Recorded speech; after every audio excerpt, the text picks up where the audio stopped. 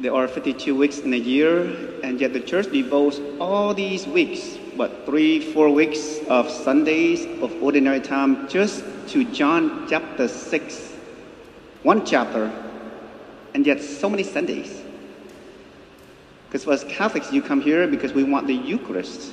As you can see the layout of this church, the centerpiece of our church is the altar table, the pulpit. There's the liturgy of the word. The lector, the priest, is supposed to turn our attention toward the altar table, the sacrifice, the Last Supper, Mount Calvary. If you happen to visit Calvary Chapel in West Philly or any Presbyterian, Methodist, Baptist church, the layout is a little different. The centerpiece is not the altar table, but rather a pulpit. The center of attention is the pastor or the minister with his Bible preaching the word to the people.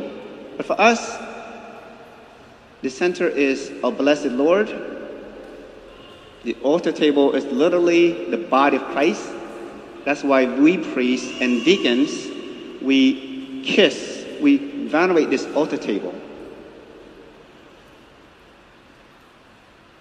The Eucharist, the body, blood, soul, and divinity.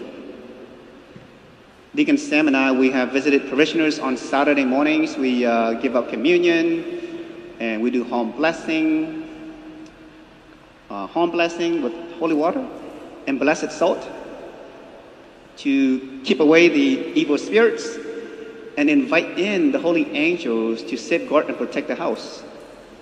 We can bless the pets, dogs and cats, and even cars too. And so our mission on Saturday morning is to visit as much families as possible, to do the home blessing and even communion to your loved ones who are homebound, or even your neighbors who can't make it to church. So you might getting a phone call from our receptionist as we try to get to know you guys on Saturday mornings. The Eucharist, the body, blood, soul, and divinity of Christ.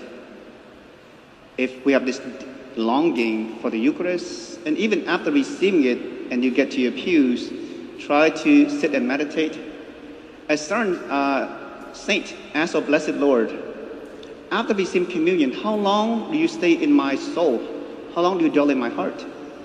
Our blessed Lord says to her, as long as you're mindful of me, as long as you stay present and mindful that I'm in you and you in me. Like St. Paul.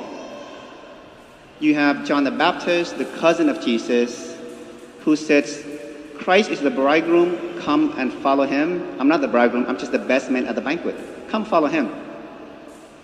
The bridegroom must increase and I must decrease. St. Paul, a mystic, St. Paul takes it to a whole new mystical dimension. Paul says, not just the bridegroom must increase and I decrease, but Christ lives in me and I in him. It's like this awakening of senses, a shift of consciousness that everything that I do is in Christ, through Christ, with Christ.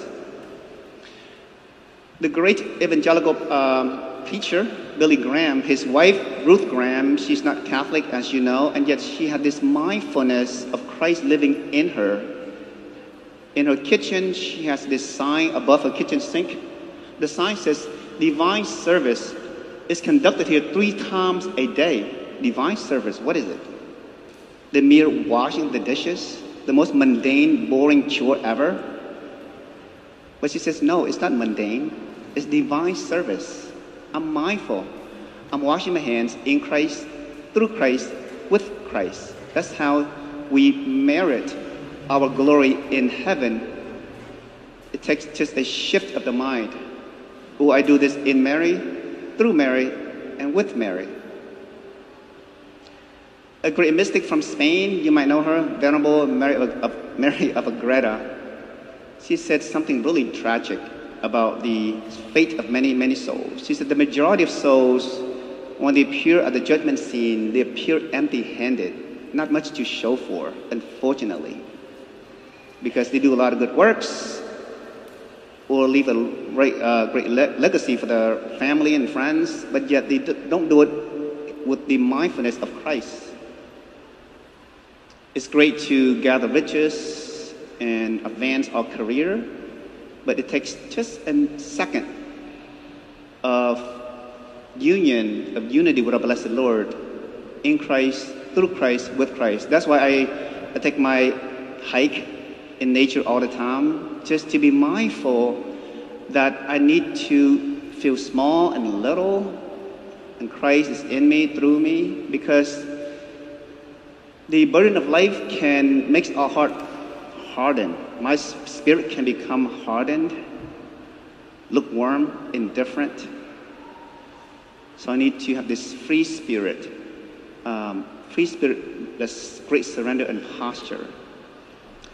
Another great saint, Saint Catherine of Siena, she said, those who go to purgatory, they can't pray for themselves. They're stuck there. They need our prayers. And yet all the good works are burned up and become ashes. How is it possible? All those good works become ashes. They don't merit for anything because they did not do it in Christ, through Christ, with Christ. And Saint Faustina, a great mystic from Poland, she goes to heaven with a beautiful vision. She sees our blessed Lord shining, radiant, more than 1,000 rising suns. She said the beauty of heaven is inconceivable, exceeding 1,000,000 times our imagination. And she said she's able to enter into the depths of the Holy Trinity, and the happiness in God is overflowing, unchanging, and yet always new, always gushing forth the happiness to all the creatures in heaven. And some special saints, they have this great grace.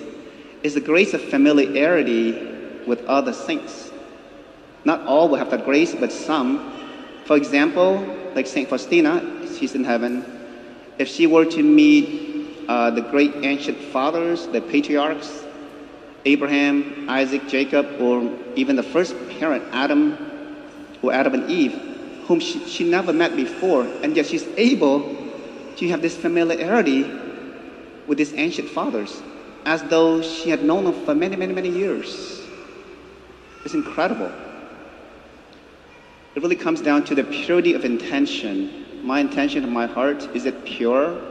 Can I do this in Christ, through Christ, with Christ? Whether it be walking down the street, walking your dog, looking up into the sky, the saint tell us, just have some spontaneous prayers ready on your lips at all times.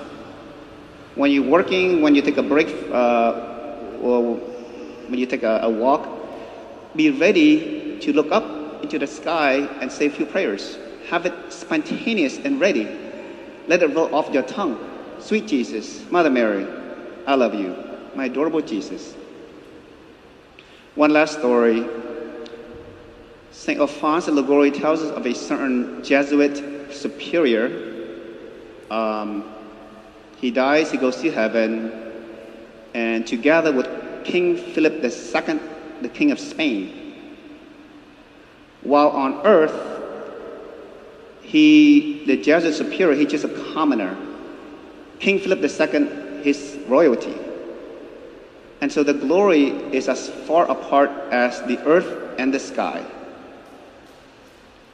There's like this massive barrier, polar opposites of glory. And yet now in heaven, that superior Jesuit, the reverse of glory is happening.